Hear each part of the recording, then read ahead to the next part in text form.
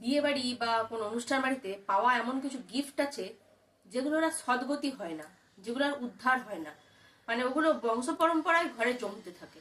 যেমন হচ্ছে কিছু হচ্ছে কাঁচের বাটি, 6টা সেটের কাঁচের বাটি। এই গিফটটা বিয়ে বাড়ির হচ্ছে একদম কমন গিফট, মানে সবাই দেয়। মানে কি হয়, ওটা একজন কোনো এককালে কোনো একটা সেট কিনে গিফট দিয়েছিল, সেইটা জেনারেশন ওয়াইজ চলে আসছে। আর ওই 6টা বাটির সেটটা কেউ ঘরে ইউজ করে না, সবাই গিফটেই দেয়। মানে একজন পেলো, সে আবার ওইটা ওই প্যাক সুদ্ধা রেখে দিল, আবার একটা অন্য বিয়ে বাড়ি আসবে তখন সেটাকে নামিয়ে ঝাড়া মুছা করে ওর উপরে আবার একটা নাম প্লেট চিটিয়ে আবার দিয়ে দিল। ওইভাবে ওইটা হাতে হাতে আর এই বিয়ে বাড়িতে শুধু ঘুরতে থাকে।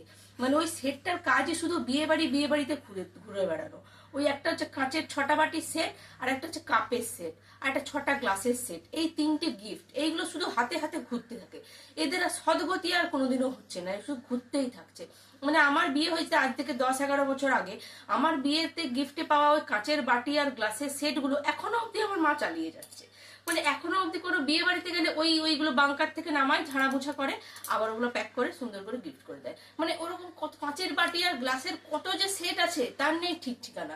ওগুলো শুধু গিফট দিতেই কাজে লাগে। আমি বলি মাকে মাঝে মাঝে, কেন ওগুলো ঘরে বার করো, ঘরে ইউজ করো। না না না, ওগুলো কি হবে, কি হবে, ঘরে অনেক বাসন, ওগুলো কি হবে, ওগুলো গিফট দিতেই কাজে লাগবে। যে ওরকম করে গিফট দিয়ে যায়, মানে শুধু শুধু বাংকারটা ভর্তি হয়ে আছে ওইসব জিনিসে, যেগুলো শুধু গিফট দিতেই কাজে লাগে নাকি। ওগুলো শুধু প্রত্যেক দুর্গাপূজার সময় আসে, ঝাড়া মোছা হয়, মানে এক্সট্রা একটা কাজ, ওটা একটা এক্সট্রা হেডেক হয়ে যায়। আবার সে দুর্গাপূজার সময় আবার সবকে ঝাড়া মোছা করতে হবে, ওটা একটা সারাদিন লেগে যায় ওগুলো শুধু ঝাড়া মোছা করতে। আবার সব গিফট দেওয়া হয়ে যায়, তারপরে আবার গিফট দিয়ে দেয়। ওগুলো শেষ আর হচ্ছে না, কবে যে শেষ হবে আমি সেই চিন্তাতেই বসে আছি যে ওই গিফট গুলো শেষ হবে কোথায়। এক তো বিয়ে বাড়ি পৈতা বাড়িতে এইসবে হয়ে গেল ওই কাঁচের বাসন। আরেক রকম হচ্ছে বাচ্চাদের জন্মদিনের জন্য আরেকটা ফেমাস গিফট হচ্ছে কালারের সেট। মানে বাচ্চাদের জন্মদিন খেতে যেতে হবে, মানে কালারের সেট দিতে হবে। অন্য বাচ্চার জন্য আর কিচ্ছু গিফট নেওয়া যাবে না, কাজে লাগতে হবে, তো এমন গিফট দিতে হবে যেটা যেন কাজে লাগে। ওই কালারের সেট, ওই কালারের সেট গুলো বাচ্চারা কত কত ইউজ করবে। 8টা 10টা কালারের সেটই করে বাচ্চারা। এক দুটো দেয়ালে ঘষে, এক দুটো মাঝিতে ঘষে, এক দুটো নিজের মুখে ঘষে নষ্ট করে, বাকি সেটগুলো সব ওই রাখা থাকে। আবার পরে অন্য কোনো জন্মদিনে আবার গিফট দেওয়ার জন্য ওই কালারের সেটগুলো প্যাক হয়ে আবার চলে যায় অন্য কোনো জন্মদিনে, গিফট চলে যায়। এরকম ভাবে গিফট চলতে থাকে। ওইগুলো কেউ আর নতুন নতুন কেনে না, সবার ঘরেই কমসে কম 8-10টা রাখা থাকে। জন্মদিনে পাওয়া আছে, আবার পরের জন্মদিনে দিতে ওইগুলো কাজে লাগে। ওগুলোরও কোনো সদ্গতি নেই, সদ্গতি হয় না।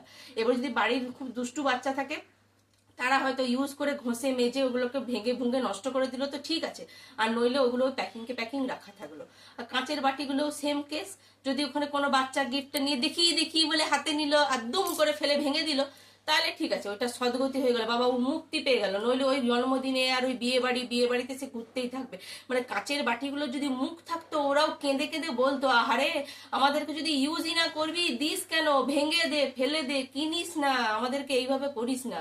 মানে ওদের যে কি বড় সম্মান, ওদের যে নিজেদের কি ইনসাল্টিং ফিল হয় আমি মাঝে মধ্যে ভাবি। আমি যদি নিজে কাঁচের বাটি হতাম, মানে আমার যে কতটা ইনসাল্টিং ফিলিং হতো, আমি ওদের দুঃখটা ফিল করতে পারি, তাই বলছি। মানে এইভাবে ইনসাল্ট করার কিছু দরকার নেই, ফেলে দিন, ভেঙে দিন, জ্বালা যাবে।